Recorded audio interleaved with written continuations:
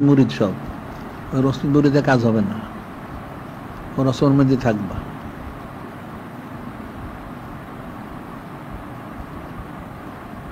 রসমের মধ্যে থাকলে রসময় থেকে থেকেই সব জিন্দগি শেষকালে আমল নামে শূন্য। একটা ওকে আমরা বলি, ফার্সিতে একটা ইয়ে আছে, তীরে আন্দাজাত বসুয়ে ছায়াও তোর কাশ খতম জুসতে জু। এক শিকারী শিকার করতে গেছে, একটা বিরাট বড় একটা পাখি, তার তীর ধনুক অনেক আছে, তীরের ফলা আছে অনেক। অনেকবার পাখিটা দেখে এসে মনে হয় এত বড় পাখিটা মারতে পারলে তো ভালোই হতো। তো অনেক তীর একটার পর একটা তীর সে নিক্ষেপ করতেছে, তো পাখিটা একটু নড়েও না। তীর নিক্ষেপ করতে করতে তার শতখানেক তীর ছিল, সবগুলি শেষ হয়ে গেল। যখন শেষ হয়ে গেল তখন সে ব্যাপারটা কিন্তু নড়ে না। হঠাৎ তার দৃষ্টিটা উল্টো দিকে গেল, দেখে আসলে পাখিটা উল্টো দিকে বসে আসছে, সে ছায়ের মধ্যে তীর নিক্ষেপ করছে। এখন তো পাখি যখন সে দেখলো তার তীর নাই, এটা বলা হচ্ছে তীরে আন্দাজাত বসুয়ে ছায়াও। তীরটা নিক্ষেপ করলো তার ছায়ের মধ্যে, তীরে আন্দাজাত বসুয়ে ছায়াও তরকাশ খতম তার জুস্তজু। যখন সে এটা দেখলো পাখিটা হাকিকি ভাবে, তখন সে তীর তালাশ করলো, কোনো একটা তীরও নাই। এর অর্থটা কি? অর্থ হইল মানুষের হায়াতটা, মানুষ ওই ছায়ার পিছনে দৌড়ায়, দুনিয়ার পিছনে দৌড়ায় সারাদিন, দুনিয়া দুনিয়া দুনিয়া, অনেক কিছু হবে। কিন্তু যখন তার মৃত্যুর সময় এসে গেল, হযরত মালাকুল মউত নাজিল হয়ে গেলেন, যখন তোমাকে তো জাহান্নামে যেতে হবে, এখন সে কান্নাকাটি করে যে আর একটু সময় দাও, আর একটু সময় দেন। সময় তার এখন নাই, এখন তোমাকে জাহান্নামেই যেতে হবে। তখন সে জাহান্নামেই যাবে, নাউজুবিল্লাহ। তখন সময় তার নাই, সময় শেষ হয়ে গেছে। সেটাই বলা হয়েছে তীরে আন্দাজাত বসুয়ে ছায়াও, মানুষ সব ছায়ার পিছনে ঘুরতেছে, সব আকসের পিছনে, গায়রুল্লাহর পিছনে, দুনিয়ার পিছনে তারা ঘুরতেছে। যখন তার মৃত্যুর সময় হবে, তখন সে যখন হাকিকতটা প্রকাশ হবে, তখন দেখবে তারা আসলে আমল নামায় তো শূন্য, হায়াতও শেষ। এখন সে কি করবে? তখন তো করার আর কিছু থাকবে না। নাসু নিয়ামুনিজা মা তো এনতে বাহু, হাদিসও আছে, মানুষ সব ঘুমন্ত। যখন মৃত্যুর সময় আসে তখন সে সজাগ হয়। অর্থ হলো কি? অর্থ হচ্ছে সে তো সজাগই আছে, ঘুমন্ত না, অর্থাৎ গাফেল। সে গাফেল। যখন মৃত্যুর সময় আসে, মালিকুল মউত রাজা দেখে যা সর্বনাশ, এখন কি হয়েছে, এখন তো সময় শেষ। এখন সে সমস্ত দেখতে থাকে চোখে, সে ফেরেশতা দেখে, আযাব গজব দেখে, বেহেশত দোজখ সবই দেখে। তাকে বলা হয় যে দেখো, তুমি যদি ন্যাক কাজ করতে, ওই যে দেখো বেহেশতটা তোমার জন্য নির্দিষ্ট ছিল, তুমি যেন এক কাজ করো না। এখন তোমার বদ কাজও নেই, যে জাহান্নামটা তোমার নির্দিষ্ট কথা, দেখো আগুন জ্বলছে দাউ দাউ করে। সে কান্নাকাটি করবে, কিন্তু কান্নাকাটিতে কাজ হবে না, তাকে জাহান্নামেই যেতে হবে, নাউজুবিল্লাহ। কাজে সময় কিন্তু তার গতিতে চলছে। যে আমাদের এখানে মাহফিল আজ কত, 22তম দিন শুরু হয়ে গেছে। এখন 90 দিনের মধ্যে 22তম দিন চলছে। এখন যদি আমাদের অনন্তকাল মাহফিল অনন্তকালই জারি থাকবে, কিন্তু বিশেষ ইন্তজাম তো প্রায় এই 40 দিনের মধ্যে অর্ধেকের বেশি শেষ হয়ে গেছে। তোমরা গাফেল থাকো, মাহফিলে অনুপস্থিত, জিকির ফিকির নাই, সুন্নত মর্গনের ইত্তেবা নাই, ইলিম কালামের কোনো চর্চা নাই, কিতাবাদি সংগ্রহ করো না, পত্রপত্রিকা সংগ্রহ করো না, মনে করো দুনিয়াটাই বোধহয় কিছু না। দুনিয়া তোমাদের কিছু করতে পারবে না, এটা মনে রেখো। এখন স্মরণে না হইলেও কবরে গেলে কিন্তু স্মরণ হবে, এটা মনে রেখো। যে অনেক কথা তো বলা হয়েছিল, শোনা হয় নাই, যার জন্য এখন তো জাহান্নামটা ওয়াজিব হয়ে গেছে। আর কী করবে? তখন তো কান্নাকাটি করলে কাজ হবে না। এখন কান্নাকাটি করে লো, কান্নাকাটি করো, আমলগুলি শুদ্ধ করো, জিকির ফিকির করো, মাহফিলে উপস্থিত থাকো, মাহফিলের সময় ব্যয় করো, সময় দাও। ঘর সংসার ছেলে মেয়ে, সময় সারাদিন সেখানে। ঘর সংসার ছেলে মেয়ে তোমাকে বাঁচাইতে পারবে না, এখানে সময় দাও, এখানে মাল দাও। সন্তান ছেলে মেয়ের জন্য সারাদিন সময় ব্যয় করো, আর মালও ব্যয় করো। এই সময় আর মালে কোনোদিন কাজে আসবে না, বরং এই সমস্ত সময় আর মালে তোমাকে জাহান্নামের দিকেও নিতে পারে। তুমি যার জন্য সময় দিলে, যার জন্য মাল খরচ করলে, তার হারাম কাজগুলি যে করলো, সে গুনার বোঝাটা তোমার কাঁধেই পড়বে, নাউজুবিল্লাহ। ওটা থেকে তুমি বাঁচতে পারবে না। কাজেই ন্যাক কাজে সময় দাও, ন্যাক কাজে পয়সা খরচ করো, যদি এই উসিলে তোমাকে উদ্ধার করা হয়। এছাড়া উদ্ধারের কোনো ব্যবস্থা নাই। একদম মাহফিল হচ্ছে সঈদ সেদেল আয়েশ্বরী, অর্থাৎ নূরে মুজাসসাম হাবিবুল্লাহ হুজুর পাক সাল্লাল্লাহু আলাইহি ওয়াসাল্লামের সম্মানার্থে, ওনার জন্য অনেক ফজিলত। এটা বুঝতে হবে, ফিকির করতে হবে, তখন কামিয়াবি হাসিল হবে, এছাড়া কামিয়াবি হাসিল হবে না। গাফলতি করলে গাফলতির মধ্যেই থাকতে হবে। মানুষের মধ্যে সবচেয়ে বড় রোগ হচ্ছে গাফলতিটা। আল্লাহ বলছেন উলাইকুমুল গাফিলুন, কারা তারা? বালহুম আদাল, যারা পশুর থেকে অদম, এর হচ্ছে গাফিল। এই সময় কিন্তু চলবে, তোমার সব চলবে। তুমি যখন মারা যাবে, তোমার সংসারও চলবে, সব চলবে, তুমি থাকবা না। তুমি না থাকার কারণে তোমার যে আমল শুদ্ধ না হয়ে থাকে, তুমি তো আযাবে গ্রেপ্তার হয়ে যাবে।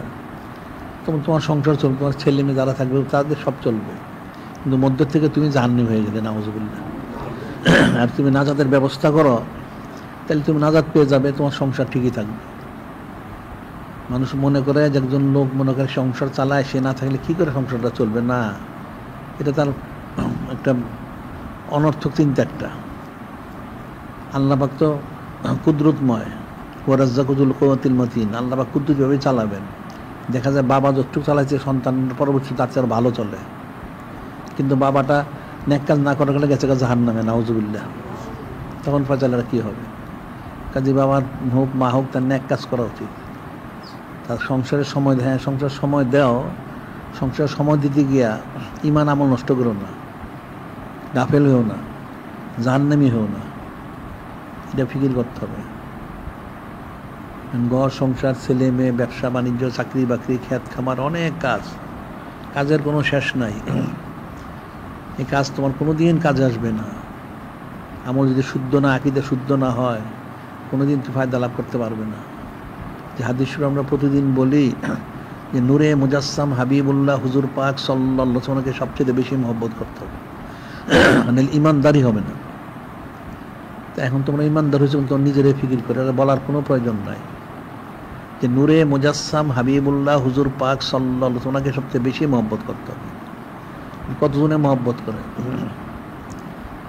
এখন তার দুনিয়াটা দিক সিদ্ধ গেলে সব মহব্বত সে বাদ দিয়ে দেয়, নাউজুবিল্লাহ। যখন আর এই মহব্বত আমার দরকার নাই, নাউজুবিল্লাহ। আর যখন সে দুনিয়াটা পায়, তখন মনে হয় খুব ভালো আছে। তাহলে উদ্দেশ্য তার গায়রুল্লাহ, উদ্দেশ্য হচ্ছে গায়রুল্লাহ। সে তো দিনদার না, সে আসলে কাট্টা দুনিয়াদার, একটা গোমরা। যার জন্য গোমরা হওয়ার কারণে সে দুনিয়াটা পেলে খুশি হয়, না পেলে সে সব থেকে ফিরে যায়, নাউজুবিল্লাহ। কোরআন শরীফে আল্লাহ বলছেন, যখন তাদের নেয়ামত দেয় আকরামানানি, আল্লাহ আমাকে সম্মানিত করলেন, আর যখন একটু নেয়ামতটা ছুটে যায়, আহা নানি, আমাকে তো লাঞ্ছিত করা হইল, নাউজুবিল্লাহ। এগুলি অনেক সময় পরীক্ষা থাকে। এলমের তাসাউফের দুটো শব্দ আছে, বস্ত আর কবজ। কবজ আর বস্ত। কবজ হইল মানুষের আবাদবন্দি করতে একটা ভালো লাগে না, কষ্ট হয়, সে মনে হয় কম করি। আর বস্ত হলে খুব ভালো লাগে, খুশি লাগে, বেশি বেশি করতে চায়। এই দুইটা হাল দিয়ে আল্লাহ পাক পরীক্ষা করেন, সে কি তার কষ্টের কারণে কম করে আর খুশি হওয়ার কারণে বেশি করে কিনা। সে যদি উভয় অবস্থায় সমান করে, তাহলে বুঝে গেল তার মহব্বতটা ঠিক আছে। কবজ হোক আর বস্ত হোক, সব অবস্থায় একরকম আমল করতে হবে, তখন বুঝে গেলে তার মহব্বতটা ঠিক আছে। আর যখন কবজের সময় সে কম করে, বস্ত বেশি করে, তাহলে গায়রুল্লাহ, সে দুনিয়াদার হলে। বিষয়টা অনেক কঠিন, যত সহজ মনে তো সহজ তো না। এখন সময় থাকতে আমল শুদ্ধ করতে হবে, জিকির ফিকির করতে হবে। আর আমাদের কিতাবাদি যা প্রকাশ করা হয় সংগ্রহ করো, একাধিক না আবার একটা দুইটা করে সংগ্রহ করো, খুব বেশি তো হাদিয়া না। ওটা থাকলে তুমি পড়লা, তোমার পরিবার ছেলেমেয়ে থাকে যে তারা পড়লো, তাতে তুমি সৎকা জারিয়া সব পেলে। কিন্তু ইলিম কালাম তো সবচেয়ে বড় সৎকা জারিয়া। ইলিম কালামের মাধ্যমে হেদায়েত প্রাপ্ত হয়। একটা লোক যে বাড়িতে তার কিতাবে দিয়ে রেখে যায়, তার বংশধর যারা পরে যতদিন কিতাবগুলি থাকবে ততদিন তার আমল নামায় সব পুস্তক থাকবে। সুবহানাল্লাহ। যেটা মনে রাখতে হবে, তোমরা যা বের হয় এখান থেকে সংগ্রহ করো। আমাদের অনেক কিতাবাদি আছে, অনেক রেসালা শরীফ আছে, পত্রপত্রিকা মাসিক আলবানি সব 300-র বেশি হয়ে গেছে। দৈনিক আলোচনা তো প্রতিদিন বের হচ্ছে, হাজার হাজার হয়ে গেছে। রেসালা শরীফ অন্যান্য অনেক বের হয়েছে। এগুলি সংগ্রহ করো, সংগ্রহ করে প্রতিদিন খুব বেশি না পারো, অল্প অল্প করে পড়ো। 20, 30, 40 পৃষ্ঠা পড়া কোনো ব্যাপার না। সময় মানুষের অনেক থাকে, মানুষ প্রতারক হয়ে গেছে, আল্লাহ পাককে ধোঁকা দিতে চায়, সময় নাই। অথচ সে দেখা যাচ্ছে হারাম কাজে সময় ব্যয় করে, নাউজুবিল্লাহ। অনর্থক গল্প গুজব করে সময় নষ্ট করে, ওই সময়টার যে নষ্ট করে এই জন্য তার জন্য জব দিয়ে করতে জাহান্নামে যেতে হবে, নাউজুবিল্লাহ। যত সহজ মনে হয় দুনিয়া তো সহজ মনে করো না। ন্যাক কাজ করতে পারলে যে কবুল হয় তখন তোমার নাজাতের ব্যবস্থা, নাই তো কবুল নাজাত তো পাবে না। মানুষ গুনাহ করে, গুনাহটা কিন্তু লিপিবদ্ধ হয় ঠিকই, তোমার নেকিটা যে লিপিবদ্ধ তার প্রমাণটা কি? তোমার আমলে তো সেটা প্রমাণ করে না। কারো যদি নেকিগুলি কবুল হয় তাহলে তার আমল আস্তে আস্তে শুদ্ধ হবে, শুদ্ধ তো হচ্ছে না, তো কেমনে হলো? কিতাবে লেখে যারা হজ করতে যায়, এখন তো হজ করলে হজ হবেই না, ছবি তুলতে তুলতে হারাম কাজ করে সারাদিন। কারণ হজ যদি কবুল হয়, হজ থেকে ফিরে আসলে তার আমলগুলি আস্তে আস্তে শুদ্ধ হয়ে যায়, আর কবুল না হইলে আস্তে তার আমল আরো খারাপ হয়ে যায়, নাউজুবিল্লাহ। তো মানুষ ন্যাক কাজ করে, অনেক ন্যাক কাজ করে সুরতার, যদি সত্যি তার ন্যাক কাজগুলি কবুল হয় তাহলে আস্তে তার আমলটা শুদ্ধ হবে। আর যে কবুল না হয় তাহলে তার আমলগুলি আস্তে তার খারাপ হয়ে যায়, নাউজুবিল্লাহ। কারণ লানত পড়ে যায়, লানত পড়লে সে তো কোনো দিন সে সৎ পথে চলতে পারে না। যখন রহমত বর্ষিত হয় তখন সে ন্যাক কাজে ন্যাক পথে চলতে পারে। কিন্তু মনে রাখতে হবে সময় তার গতিতে চলবে। আল্লাহ বলছেন তিলকাল আইয়ামু নুদাউলুহা নাস, আমি সময়টা মানুষের মধ্যে ঘুরাই থাকি। সময় তো চলছে, বৎসর শেষ হয়ে গেল, আর নতুন বৎসর শুরু হইল, আবার নতুন বছর শুরু, 1 মাস শেষ হয়ে 2য় মাস, এখন সবসরি মাসের 3 তারিখ হয়ে গেল। এই বছর একদিন শেষ হয়ে যাবে, একদিন তোমার আয়ুটাও শেষ হয়ে যাবে। তখন কি করবে?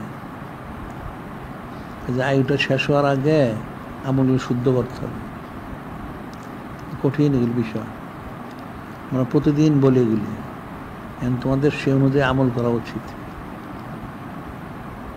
এখন গাফলতি করলে তোমাদেরটা তোমাদের উপরে, এখন তার আমার দায়িত্ব নাই। আল্লাহ বলছেন ওমা আলাইনিল্লাল বালাগ, পৌঁছে দেওয়া দায়িত্ব। যে আমলগুলি আস্তে আস্তে শুদ্ধ করো, জিকির আজকার করো, আর বেশি না, অল্প করেই করো। 24 ঘন্টা 1 ঘন্টা খুব বেশি না। তারপরে আমলগুলি সুন্নত অনুযায়ী করো, খুব বেশি সুন্নত পালন করতে না পারলে একটা 1 মাসে করো, আরেকটা প্রতি মাসে একটা একটা করে বাড়াও। একদিন দিন অনেক হয়ে গেছে। যেগুলি সহজ সেগুলি করো, কঠিনটা যদি না পারো, সহজগুলি করতে করতে একসময় কঠিনটা পারবে। নিয়ত থাকতে হবে, নিয়তুল মোমেনে খরে মিন আমালিহি, সে মোমেনের নিয়তটা তার আমল থেকে উত্তম। নিয়ত করলে সে ফজিলত পায়, যদি তার নিয়তটা খালেস হয়। আর খালেস না হলে তো আমল করলেও ফায়দা লাভ হবে না। ইবলিস 6 লক্ষ বছরের বন্দি করলো, সে মালুম হয়ে গেল। এখন পৃথিবীর কেউ এত বছর এমন বন্দি কেউ করে নাই, আর কেউ করতে পারবে না, তার হায়াতই নাই।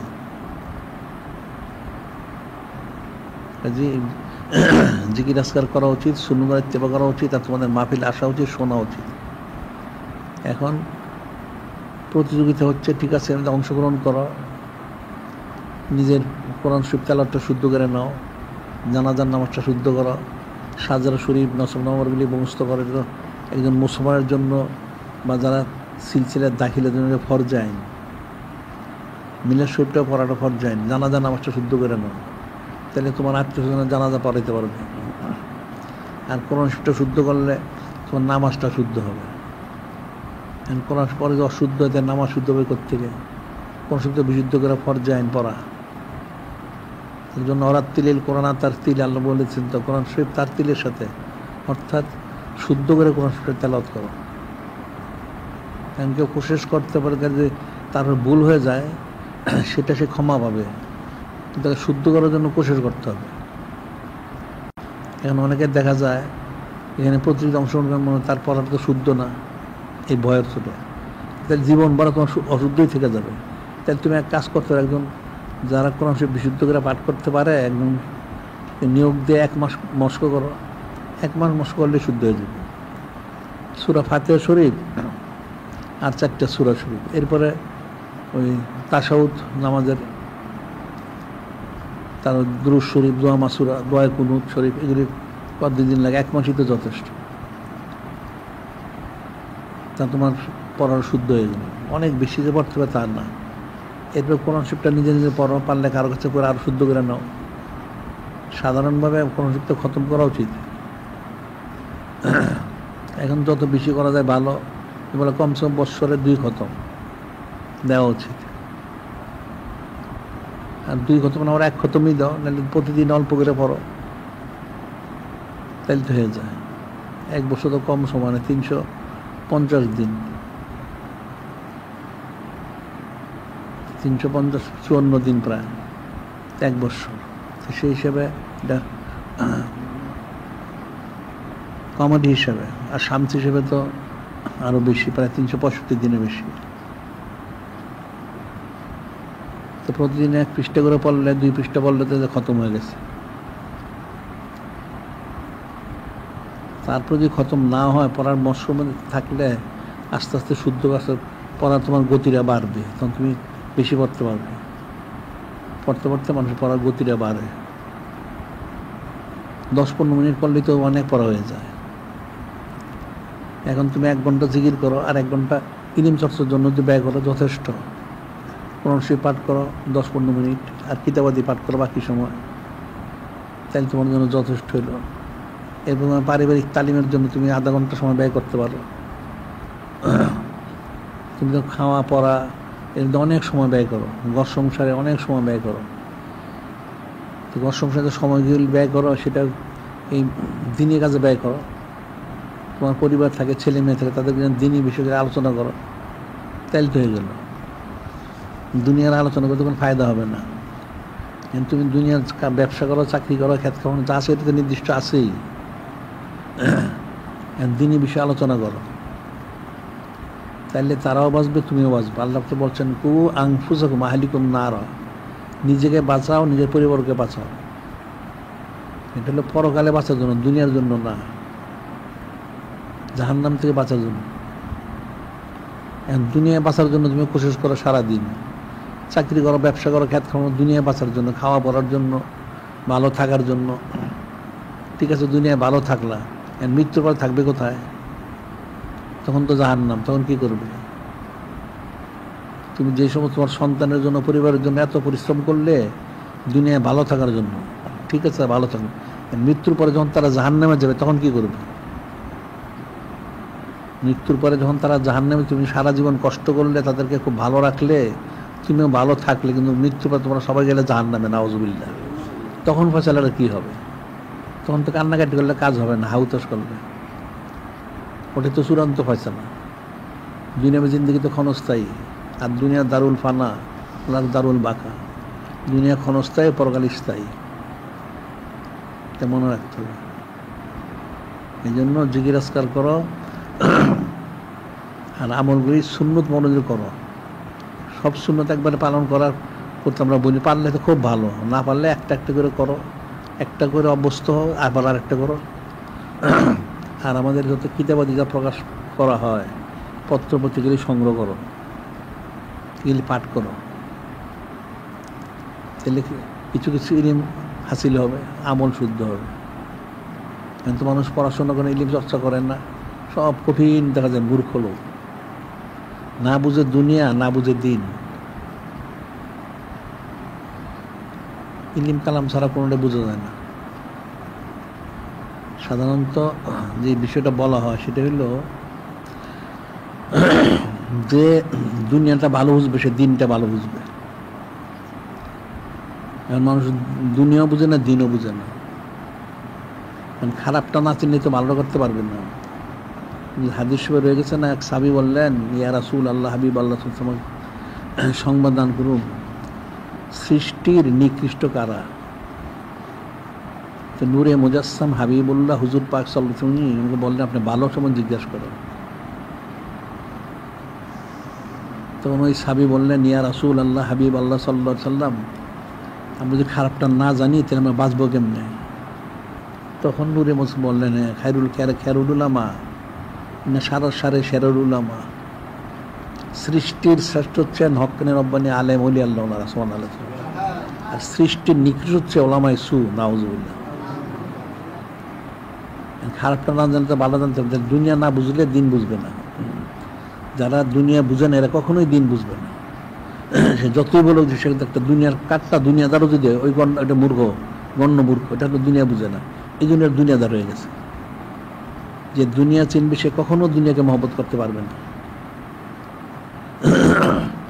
মানুষ দুনিয়াকে চিনে না, এই জন্য দুনিয়াকে মহব্বত করে। দুনিয়াটা হচ্ছে মানুষের এখান থেকে মহব্বত হাসিল করা, আর দুনিয়া মাজরাতুল আখিরা, পরকালের খ্যাতি। কেউ গিয়ে খেতে থাকে না সারাদিন 24 ঘন্টাকে খেতে সময় দেয় না, ওখানে খেতে ফসল ফলায়, ফসলটা নিয়ে এসে পড়ে বা থাকে বাড়ি ঘরে। দুনিয়া থাকার জায়গা না, এখান থেকে ফসল ফলায় পরকালে যাইতে হবে।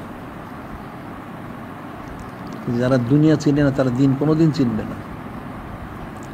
দুনিয়া না চিনার কারণে হারাম কাজ করে সারাদিন, বেহায়া বেপরদা, ছবি এটা সেটা হারাম, যত দুনিয়ার হারাম কাজ তারা করে নাউজুবিল্লাহ। কাজেই এখন যার সবকগুলি করো, জিকির ফিকির করো, সবত ইখতিয়ার করো, কিতাবাদি পাঠ করো, আর আমলগুলি মরগণে করো, তাইলে যদি নাজাত পাও পরকালে, আর নাই তো নাজাত তো লাভ করতে পারবে না। যত সহজ মনে করে সবাই, এত সহজ তো না।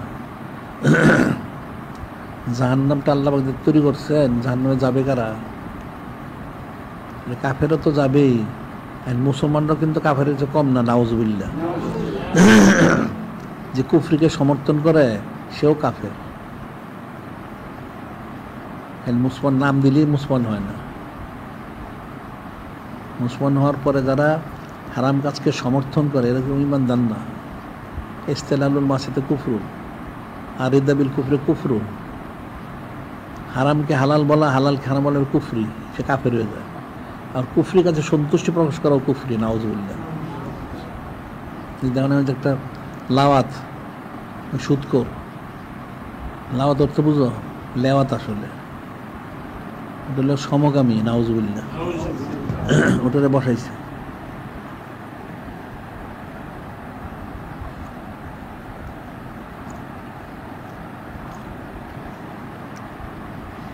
ওটাকে সমর্থন করে, তো ওটা যারা সমর্থন করবে ওরা ওই দলেরই হবে, নাউজুবিল্লাহ। মান তাসাব্বা বিকাউমিন ফামিনহুম, যে যার যে মিল রাখে সে তাদের অন্তর্ভুক্ত, নাউজুবিল্লাহ।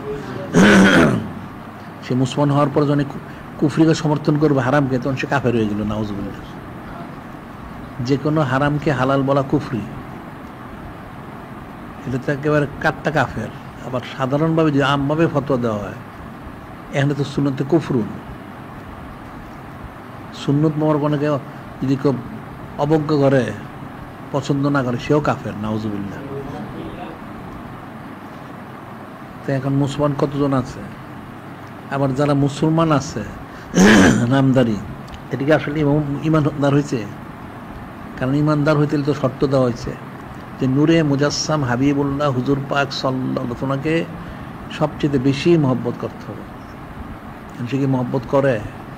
কেউ মহব্বত করে না। সে দাবি করে, তো দাবিটা মিথ্যা।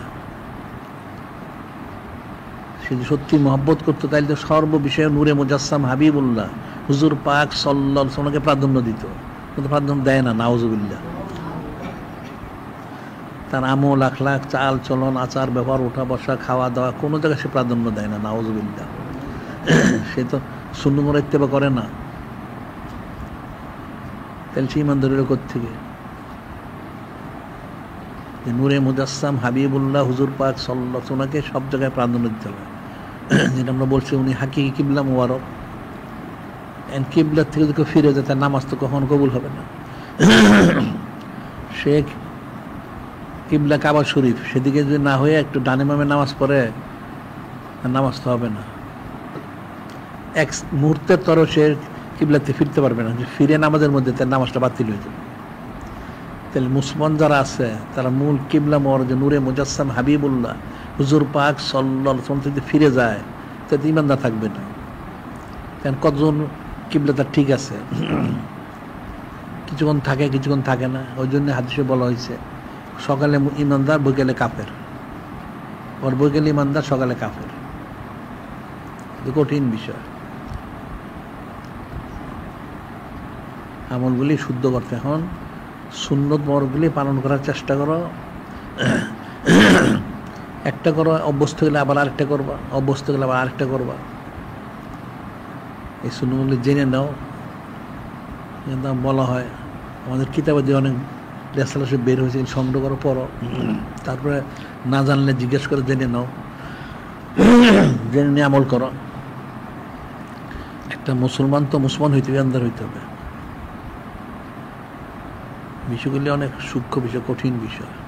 হযরত সাহাবায়ে কিরাম রাদিয়াল্লাহু তাআলা ওনারা ইমানদার, ওনার সর্বক্ষেত্রে নূরে মুজাসসাম হাবিবুল্লাহ হুজুর পাক সাল্লাল্লাহু আলাইহি ওয়াসাল্লামকে প্রাধান্য দিয়েছেন সর্বক্ষেত্রে। এখন তো মুসলমানরা সেটা দেয় না, তাহলে কী করে ইমানদার হবে? একটা কঠিন বিষয়। এখন মুখে মুখে সবাই মুসলমান, সবাই ইমানদার, হাকিকত কতজন আছে?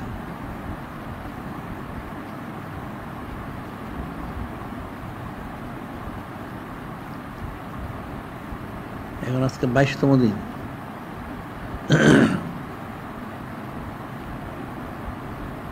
এখন 40 দিন যাবে, মানে আর 20 দিন, চাইলে 18 দিন, আর হইল 2 দিন যদি সামার শরীফে বা অন্য যা হয়, তারপরে তো ওয়াজ মাহফিল শুরু হবে।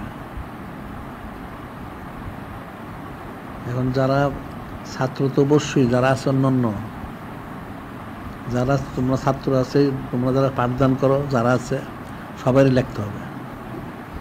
আমার যারা এখানে আমিন থাকে বা যারা আমিন না থাকলেও যারা উপস্থিত থাকে তাদের এই লিপিবদ্ধ করতে হবে ওয়াজগুলি সবাইকে। কারা আলোচনা করলো, কয়জন আলোচনা করলো, কী আলোচনা করলো, সেটা লিখতে হবে। সে কি বুঝলো, সবার জন্য।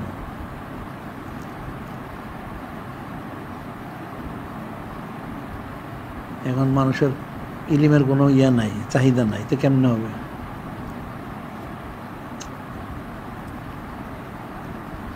এখন সবাই রসম রেওয়াজ। এখন রসম রেওয়াজ করলে তোমাদেরটা তোমাদের, আমার তো আর কিছু যায় আসে না। আমার যতটুকু বলার আমি সবটাই বলি। যদি তোমরা না করো তাহলে তোমাদেরটা তোমাদের উপর। আকীদা শুদ্ধ করতে হবে, হুসন জন পোষণ করতে হবে, তারপর আদব সরবত ঠিক রাখতে হবে, আনলে কেমনে হবে? আর এই যে তাদের ওয়াজ মাহফিলের যে প্রতিযোগিতা, সেটা কি সময় আছে? সময় নাই। প্রত্যেকের তো আঞ্জুমান অনুযায়ী, বয়স অনুযায়ী তো ইয়ে দেওয়া হয়েছে, ওয়াজের আলোচ্য বিষয় দেওয়া হয়েছে না, তো এটা সময় নাই, সময় হয় না। হ্যাঁ, বুঝি না। হ্যাঁ, সময়। ও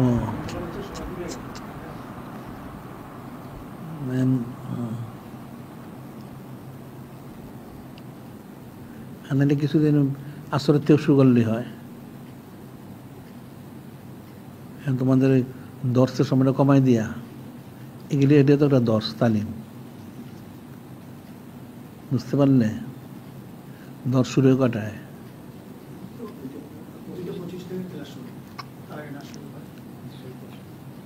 তাইলে এরপরে ইচ্ছে করলে ওই যাদের ওয়াজ আলোচনা করতে তাহলে ওই সময় করতে পারে। তো এখন কদিন বন্ধ রেখে এটা করলে হয়, কারণ মাহফিলের সময় তো করা যাবে না। এখন তাহলে 18 দিন আছে, তাহলে এর মধ্যে 2 একদিনের মধ্যে ওটা সবাই উপস্থিত থাকতে হবে। এটা একটা আলাদা একটা দোষ। ওই সময় তাহলে আলোচ্য বিষয়গুলি দাও, ওটা নির্দিষ্ট করা হয়েছে না?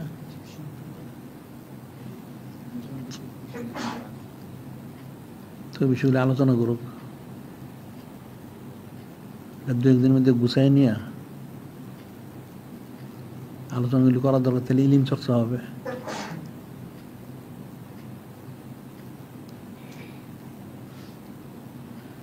এখন মানুষ সব হয়ে গেছে, গাফেল তো কেমনে হবে? এটা নিজের থেকে যদি আগ্রহ না থাকে তাহলে জোর করে কত করা যায়? ঠেলা গাড়ি ঠেলতে হয়, ঠেললে কতক্ষণ চলবে?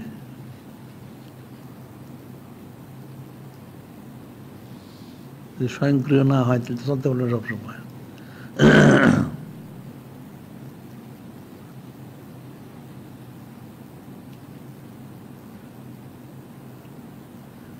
এখন দুনিয়ার মধ্যে সবাই ব্যস্ত বেশি। কাফেররা তো কুফরির মধ্যে সময় দেয়, মুসলমান ইমান নষ্ট করে সারাদিন। ইমানদাররা তো নিজের ইমান ঠিক রাখতে পারে না, কাফেররা ইমানদার বানাবে কেমনে? নিজের ইমানই ঠিক রাখতে পারে না।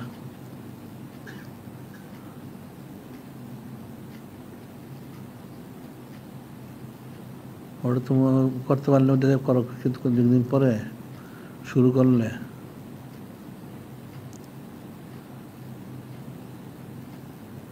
যাদের আলোচ্য বিষয় যে ইয়ার তারা আলোচনা করলো, বাকি সবাই শুনবে এগুলি। এটাই তাদের দর্শ আর কি। সবাই উপস্থিত থাকতে হবে, তারপর শুনবে তারা।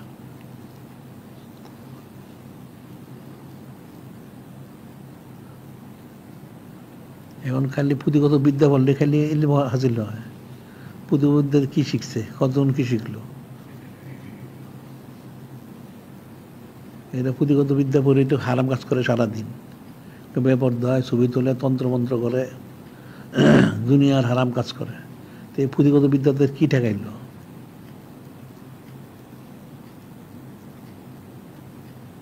আগে যদি শুদ্ধ না হয় আর সেই যদি খেয়ালটা তার মধ্যে পয়দা না হয় তাহলে কেমন হবে?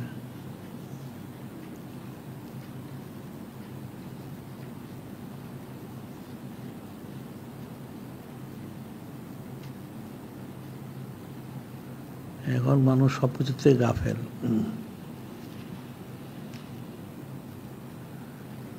দিন ইলিম থেকে গাফেল, সুন্নত মানের থেকে গাফেল, ইলিমও নাই, আমলও নাই। আর আকিদা শুদ্ধ হবে কোত্থেকে? আর বাজারে যারা চলাচল করে, আর বাজারে বই পুস্তক পড়ে, কারো আকিদা শুদ্ধ না।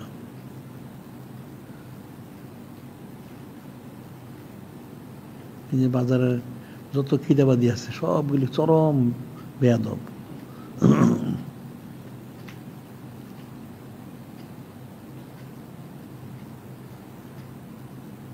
কারো নামের আগে পরে কোনো কিছু নাই, সরাসরি নাম নিয়ে উচ্চারণ করে নাউজুবিল্লাহ।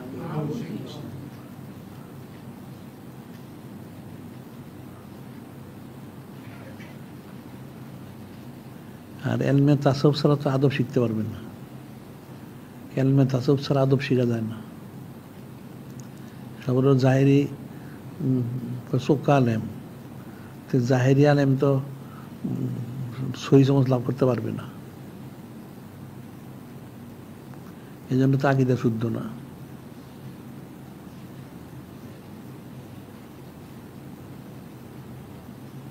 আর এখন তো তাসাউফের সব সিলসিলা সব গায়েব হয়ে গেছে।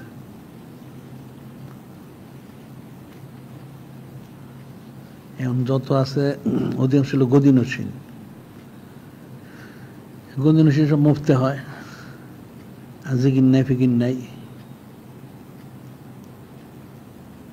যেমন আমাদের অনেক সিলসিলা অনেক তারা কিতাবগুলি বের করছে, অনেকগুলি কিতাবে দেখা গেছে এদেরকে আসলে তারা খেলাফত প্রাপ্ত না। এদের মজলিস শুরু করে খেলাফত লাভ করে। এই যে সব সিনার এখন যে আছে গদিনশীল, তারা মজলিস শুরু করে তারা খেলাফত দিছে, মানে দায়িত্ব দিছে আর খেলাফত দায়িত্ব। তার বাপে মুহিবুল্লাহ এরকমই, মুহিবুল্লাহর বাপে এরকম শুধু নেসারউদ্দিনের মতো উনি খেলাফত প্রাপ্ত, আর কেউ খেলাফত প্রাপ্ত না। তার একটা জীবনী বের করছেন, স্পষ্ট লেখা আছে। এটা মারা গেছে, মারা যাওয়ার পর সবাই মিললে পরামর্শ করে তাকে দায়িত্ব দিছে।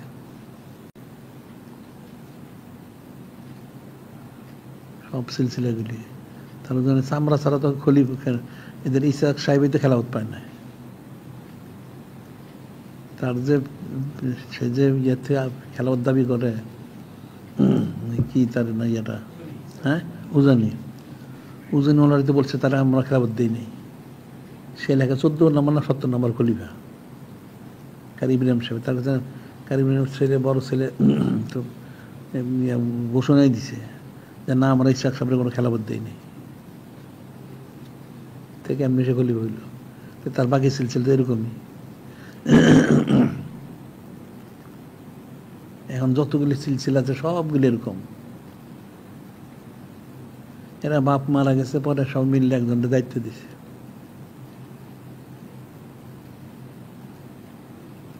বিষয় তো কঠিন বিষয়। তাদের জিকির আজকাল না থাকার কারণে তারা ওই হকের পরিশ্রম থাকতে পারে না।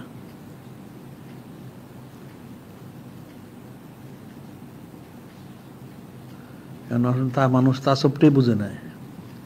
এটা মনে করে ওয়ারিশ সূত্রে পাওয়া যায়। ওয়ারিশ সূত্রে তো তা সব পাওয়া যায় না। জায়গা সম্পত্তি পাওয়া যেতে পারে,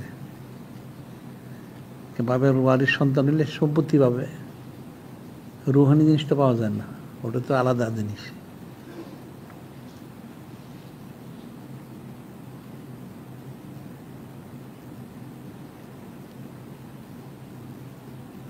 কারো জিকির ফিকির নাই, কোনো সবক নাই।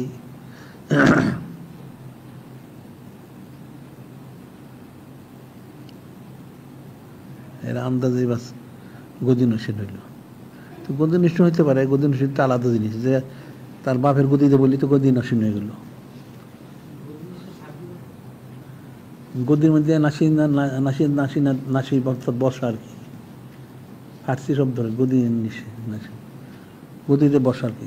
পর্দনশীল করে না, পর্দনশীল অর্থ কি? পর্দানশীল, পর্দা যারা করে, এই গদি নসীন গদিতে যে বসে। তো বাপের গদিতে বসলে তো এগুলো, সেটা খলিফা তো শর্ত না। খলিফা তো অন্য জিনিস। সমস্ত জায়গায় যতগুলি সিলসিলা আছে সব এরকম।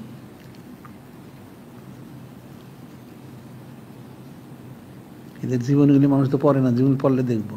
যেমন আহমদ রাজা খান নতি সুন্নি, তারও এরকম তার পিসা আলে রসুল তার নাম যাই ছিল, সে গেছে বড় আলেম হিসেবে খেলাফত দিয়ে দিছে। জিকির নেই ফিকির নেই খলিফা, এই জন্য তো ভুল লেগছে। তার জন্য বাতিউর আব্দুল জব্বার সাহেব খেলাফত প্রাপ্ত ছিল হাকিম আক্তার সাহেবের। হাকিম আক্তার সাহেবের ফুরোজ সাহেবতে খেলাফত পেয়েছে, পাঞ্জাবি সিলসিলার খেলাফত পেয়েছিল। তো তার যারা পরে মনে কুতুবুদ্দিন হয়েছে, সে খেলাফত প্রাপ্ত না, মজলিসে শুরু করে দিচ্ছে। এবং তারপর আবার ওই আব্দুল জব্বার সাহেবের ছেলে মনে হয়েছে এখন, সেও ওই পরামর্শ করে মজলিসে শুরুর মধ্যে হয়েছে। জিকির নেই ফিকির নেই গদি নসীন সব সিলসিলা। তা ওই যে হালি শহর আছে, হালি শহর যারা আছে একই অবস্থা। চিরাঙ্গের যারা ওই মাইকের কাজান দশেরে,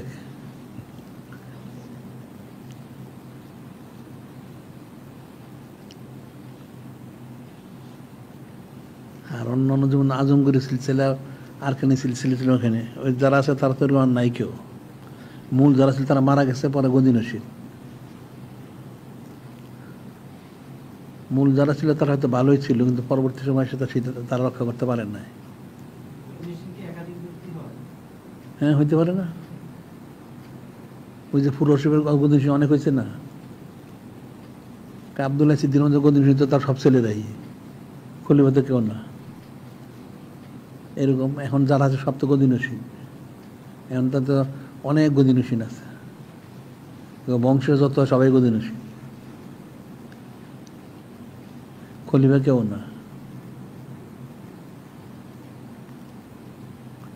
এমনি যদি মূল বলে মানুষ তো জানে না কি হচ্ছে, কি হচ্ছে।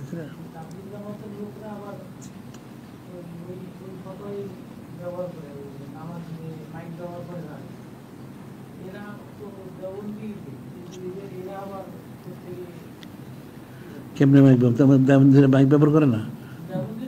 তা তাবলিগ ওরা যে মসজিদ ইমামতি করে না, খালি চিল্লাম না দিলে হইল, এটা রসম রেওয়াজ এগুলি।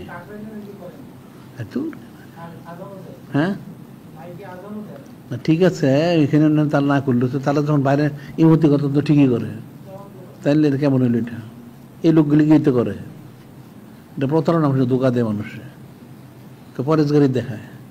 মাইকে যে জাহেজের দলিল দেখ না, দলিলটা কই? প্রথম যখন চশমা বের হইলো তখন আমার কাছে আজ কিতাব আছে, কিছু লোক ফতোয়া দিল চশমা পরে নামাজ পড়া না যায়, নামাজ শুদ্ধ হবে না। কেন? নামাজের মধ্যে বাইরের জিনিসের ব্যবহার করা।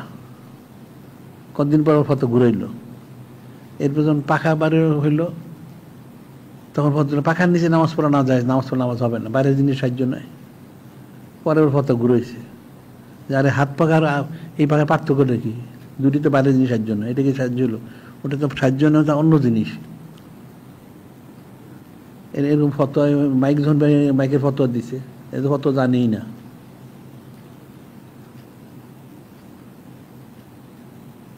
এটা ইলিম থাকতে হইব, তো বুঝতে হইব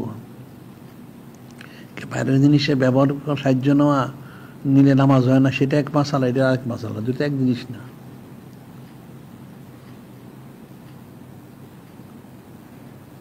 একটা লোক দাঁড়াইতে না পারলে বসে নামাজ পড়ে, সে ট্যাগ দিয়ে নামাজ পড়তে পারবে না, তাই নামাজ হবে না। আর বসতে না পারলে শুয়ে নামাজ পড়ুক। হাদিস রয়ে গেছেন যে নূরে মুজাসসাম হাবিবুল্লাহ হুজুর পাক সাল্লাল্লাহু আলাইহি ওয়াসাল্লাম এক সাহাবী রাদিয়াল্লাহু দেখতে গেলেন, উনি একটা বালিশের মধ্যে সেজদা দিতেছিলেন, বালিশটা সরাই দিলেন। তুমি এখানে সেজদা দাও কেন? ইশারা দিয়ে নামাজ পড়ো। এখানে শর্ত তো, এখানে তোমার মাথা লাগানো শর্ত না, যদি পারো মাথা লাগাইবা, না তুমি ইশারা দিয়ে নামাজ পড়বা। তা মাসালা তো রয়ে গেছে। ইন্নাদ দিন ইসরুন, দিন তো সহজ, কঠিন না।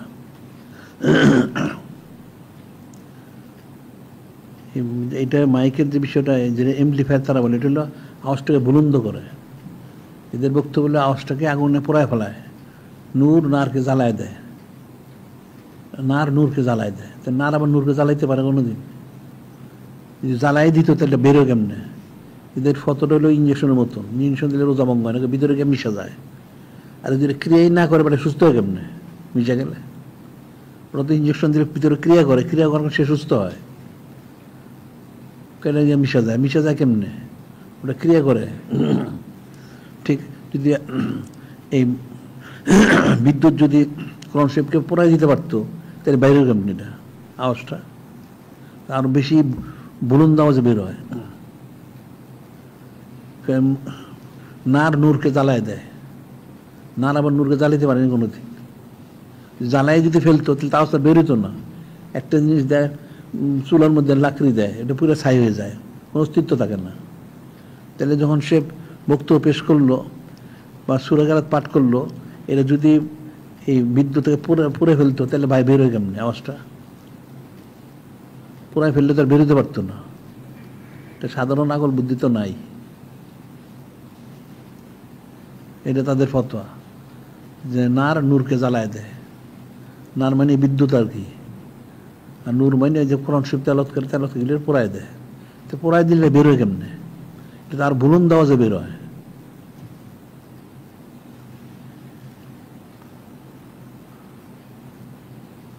এখন মূর্খ লোকলে সবচেয়ে বিপদের কারণ।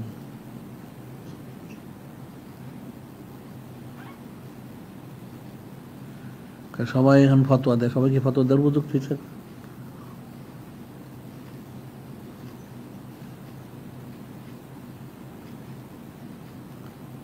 কত ফেরকা আছে, 14 ফেরকা। বাতিল 72 ফেরকা হলো মূল, এর শাখা প্রশাখা তো হাজার হাজার। এই দেওবন্দির একটা ফেরকা, এর মধ্যে হাজার হাজার ফেরকা আছে। এরা তো সমষ্টিগত পুরোটাই বাতিল। যত গুমরাই তাদের থেকে বেরোইছে। এই মিলাদ শরীফ, ক্যাম্প শরীফ বা এই সমস্ত যা আছে, এইসব তাহাজ্জুদের জামাত, মহিলাদের জামাত, এইসব এরাই জারি করছে। এই তবলিগের মতন ফেরকা এদের বেরিয়েছে। এই গণতন্ত্র তারাই জারি করলো, যত হারাম কাজ তাদের দিয়ে বেরিয়েছে, হক সিলসিলাগুলিতে বের হয় না। এখন যদি পরবর্তী যারা করে সেটা আলাদা, কিন্তু যতগুলো হক সিলসিলা ছিল তা ওনারা হকটি জারি করছেন, পরে হয়তো তাদের আলাদা গুম রয়ে গেছে, সেটা আলাদা মাসালা, কিন্তু মূলের থেকে কোনো হারাম বের হয় না। এদের মূলের থেকে হারাম বেরিয়েছে।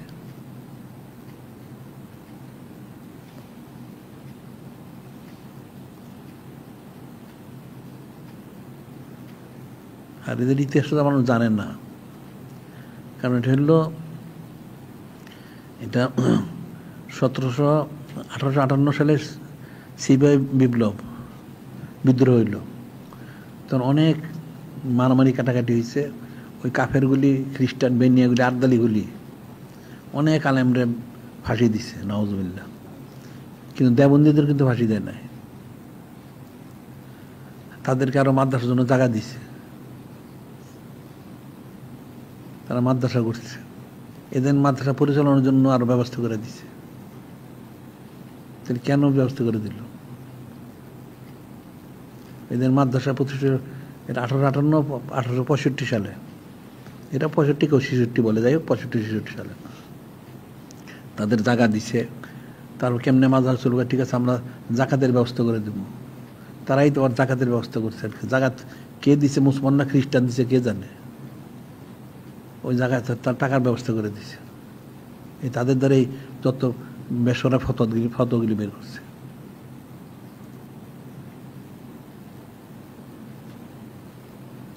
ইতিহাস তো মানুষ জানে না।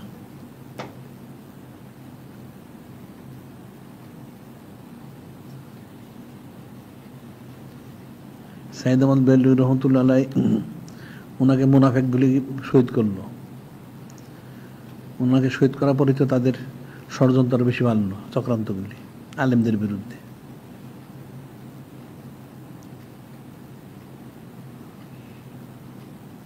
এখন মানুষ হলো বেঈমান মুনাফেক, এই বেঈমান মুনাফেকগুলি তো ওনারা শহীদ করছে। উনি যদি এটি করতে পারতেন তাহলে হয়তো দেখা যেত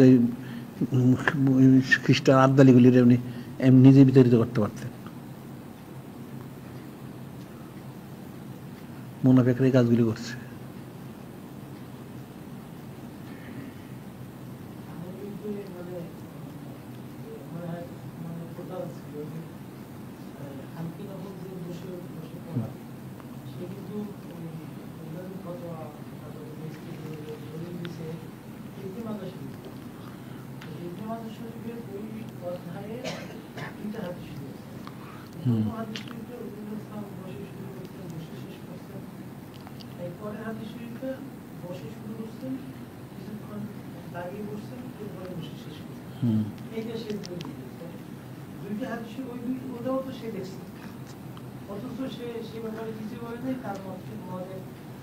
না, এটা হয়তো চোখে দেখে না, সে ইবলিস চোখে দেখে না, গোমরা হইলে দেখে না তো চোখে, ঠিকই আছে।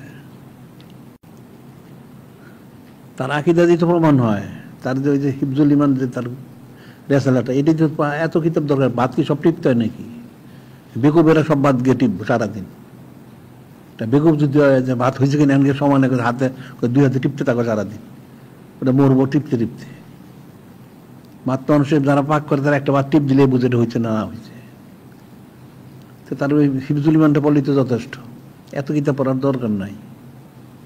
যে জীবনীগুলি পড়লে বোঝা যায় জীবন যে কুফরি আছে। সে যেই কথা লেখছে হিফজুল ইমানে, এটা তো ইমানদার মুসলমান থাকার কথা না, এটা কাফের কাটটা। কারণ তার নূরে মুজাসসাম হাবিবুল্লাহ হুজুর পাক সাল্লাল্লাহু আলাইহি প্রতি আকীদা কুফরি, তারা বিরাট কিছু বানাইছে। এরকমই সবাই বানায়। ওই যে ইয়াউল্লাহ লেখছে তার ওই মুহিবুল্লাহ জীবনে, তার বাপে জামানার মুজাদ্দিদ ছিল, সেও বিরাট মুজাদ্দিদের কায়মুকাম, অনেক দিনই খেদমত করছে, সারাদিন ছবি দিচ্ছে, ব্যাপার হয়েছে, এটা তার লেখা নাই। তার বাপে যেগুলি করছে, তার বাপে যে 1 নম্বর রাজাকারা ছিল, কত মানুষ মারছে, এটা তো সে লেখা নাই। আবু জাবর সাহেব 1 নম্বর রাজাকার, মানে তো পাক সেনার আকরা বানাইছিল, ওটার প্রধান রাজাকার ওই মুহিবুল্লাহ। এটা তো আর লেখা নাই। খুব লেখছে, মসজিদ করছে, মাদ্রাসা করছে। মসজিদ মাদ্রাসা তো কত লোক করে, খারিজেরা কাফেরা তো করে। ওই কাদিনীগত কত মসজিদ মাদ্রাসা আছে, তো কি হয়েছে? তার সার্বিক আমলটা কি? বাদ কি সব টিপতে হয় নাকি? যার আকল বুদ্ধি নেই সে সব টিপতে হয়।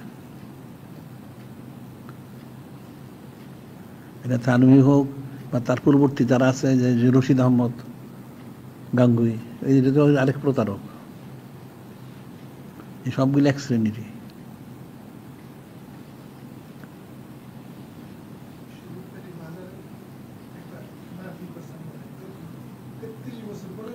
হ্যাঁ, ওই যে সেতুটা পার হয়ে গেছে, তো আমি তো গেছি, তো সেতু পার হইতে পারেন না, কারণ ওই 600 বিঘা জমি দখল করছে হিন্দুদের। হিন্দু গরু ছাগল এনে সব খাওয়াইছে পাক সেনাদের। এরপর বাকি জিনিসটা আছে, এটা সব তো বলা প্রয়োজন নাই।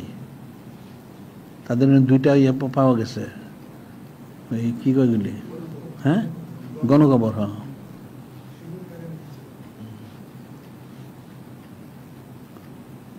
সে তো 23 মাস জেলে ছিল না। শেখ সাহেব তার 23 মাস জেলে রাখছিল। তো শেখ সাহেব জিজ্ঞেস করেছিল তখন যে আপনি কি করলেন, এটা তার বাঁচানোর জন্য করছি, নাহলে জনগণ তার মেরে ফেলেব।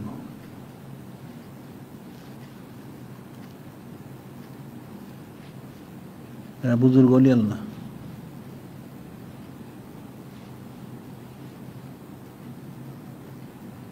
এগুলি ইতিহাস তো মানুষ জানে না, প্রকাশ করে না, পড়াশোনা করে না। আর ওই সময় যেই সমস্ত পত্রপত্রিকাগুলি বেরিয়েছে, সেগুলি পড়লে সে জানবে। তো অনেক ফেতনা হয়েছে। তো এই যে তারা শেখ সাহেবের দোষ দেয়, শেখ সাহেব তার অলিয়াল না, দোষ তো থাকবেই। সমস্ত মাদ্রাসাগুলি খারিজি হোক, আলিয়া হোক, সবাই রাজাকার। তো যাই হোক, শেখ সাহেব তো পরে পাকিস্তান থেকে আসছে, এসে সবাই বললো তাহলে এক কাজ করেন, মাদ্রাসা বন্ধ করে দেন, সব মাদ্রাসাগুলি বন্ধ করে দেন। সবগুলি হলো রাজাকার। তো শেখ সাহেব গুলো মাদ্রাসার দোষটা কি? কেন মাদ্রাসা বন্ধ করুন? মুসলমানের ইলিমের অর্জন করার জায়গা হলো মাদ্রাসা। আরে যারা করছে তারা দোষী, মাদ্রাসার দোষ করে নাই তো। মাদ্রাসা কেন বন্ধ? মাদ্রাসা সব চালু করে দাও। সে ঠিকই সব চালু করে দিল। মাদ্রাসা তো দোষ করে নাই, দোষ করছে যারা ছিল রাজাকার, তারা। এদের শাস্তি দাও। তো সে যে খারাপই হতো, সে মাদ্রাসা তো বন্ধ করে দিত। মাদ্রাসা কেন বন্ধ করে? মাদ্রাসা তো ইলিম অর্জনের জায়গা। এখন সে ভালো থাক বন্ধ, তার কথাগুলি তো খারাপ না। আবার তার আরেকটা বক্তব্য আছে, এই দেশে একমাত্র দিন ইসলাম থাকবে, কারণ এই দেশের লোকেরা জমি বিক্রি করে হজ করে, এই দেশে অন্য কিছু থাকতে পারে না। সে ভালো হোক মন্দ, কিন্তু তার এই তো কাজগুলি তো খারাপ না। এই ইসলামী ফাউন্ডেশন তো সেই করছে। এই তবলিগুলো চিল্লায়, তবলিগুলো আগে করতে কাকরাইলে এনে খুপরির মধ্যে, পরে শেখ সাহেব নিয়ে তারা টঙ্গি জায়গা দিছে। তো তারা আপাতত যেন কর, পরে তোকে বড় ব্যবস্থা করবো। পরে সে মারাই গেছে।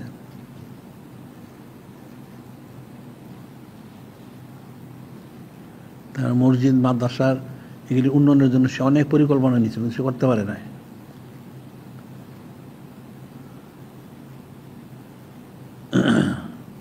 তাহলে অনেক লেখালেখি হয়েছিল তখন, যে সব মাদ্রাসা বন্ধ করে দাও, কিন্তু সে বন্ধ করে নাই।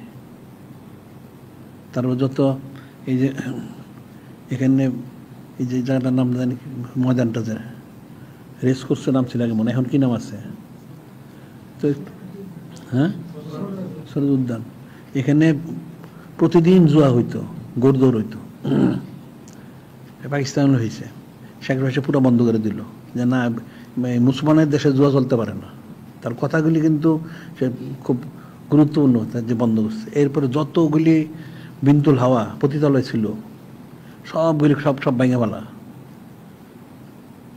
ওই নুরানীগঞ্জে ছিল অনেক বড় বড় টান বাজার, কোন কোন সব ভেঙে গুঁড়ো করে ফেলাইছে। অনেক লেখালেখির বিরুদ্ধে বলছে শেখ প্রেসিডেন্ট, না, মুসলমানের দেশে থাকতে পারে না। সবগুলির সব মহিলার দৈরা গাজীপুর রেজা, সমস্তগুলির দৈরা সারা দেশের থেকে যারা এই শ্রেণীর, সব গাজীপুর নিয়ে গেছে। তাদেরকে, আর যারা ওই যারা অত্যাচারিত হয়েছে যেসব মহিলারা, মেয়েরা, সবাই নিয়ে গেছে গাজীপুর, নিয়ে সেখানে গণবিবাহ দিছে, যেসব গণবিবাহ দাও। এই সমস্ত মুসলমান দেশে এগুলি থাকতে পারে না, সমস্ত আখড়াগুলি ভেঙে ফেলেছে সে। অনেক আন্দোলন হয়েছে, কিন্তু সে কোনো গুরুত্বই দেয় নাই, কিন্তু না, মুসলমান দেশে থাকতে পারবে না। সুদ, আরে জুয়া, মদ আর এই সমস্ত বিদ্যুৎ হাওয়া এই দেশে থাকতে পারবে না। সে ভালো হোক আর খারাপ হোক, কাজগুলি তো খারাপ করেন না, আর সে তো পরে কেউ মানতো না, যার জন্য আমেরিকাই তো তাকে মারছে।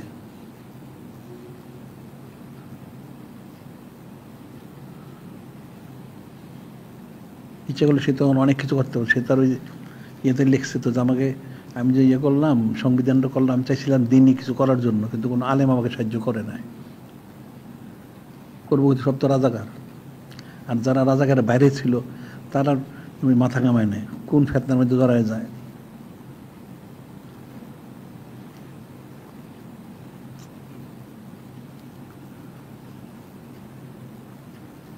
কিন্তু মানুষ ইতিহাস তো মানুষ জানে না।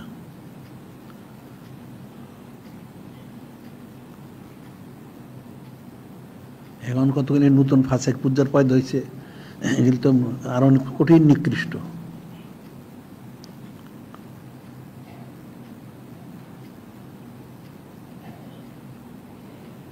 তার যেমন ঈদে মিলাদুন নবী সাল্লাল্লাহু আলাইহি ওয়াসাল্লাম, এটা তো ইয়াগুলি চাইছিল সিরাতুন নবী ইয়ার করার জন্য, তো সেই ঈদে মিলাদুন নবী জারি করছে।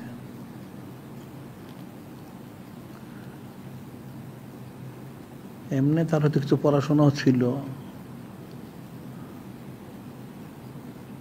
আর তার বংশগত তার ইয়ে আছে, তাসির আছে একটা, সেই হিসাবে।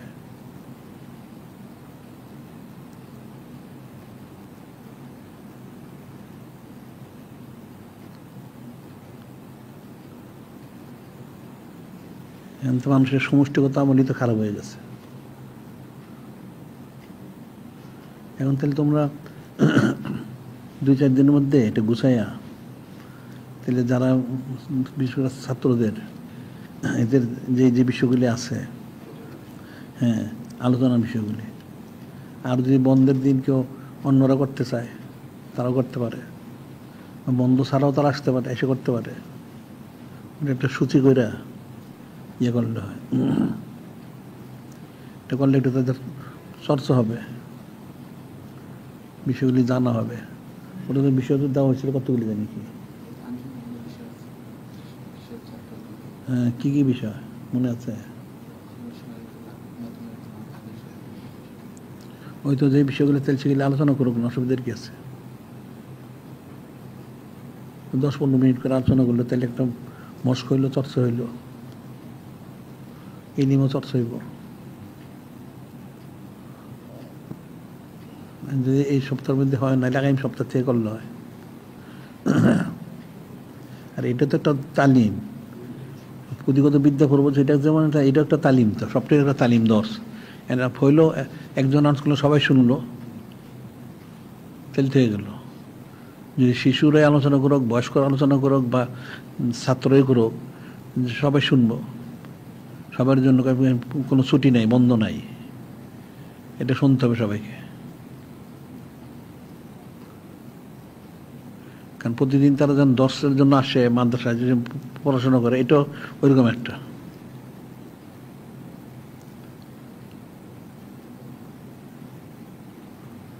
আজকে বন্ধু থাক, ঠিক আছে।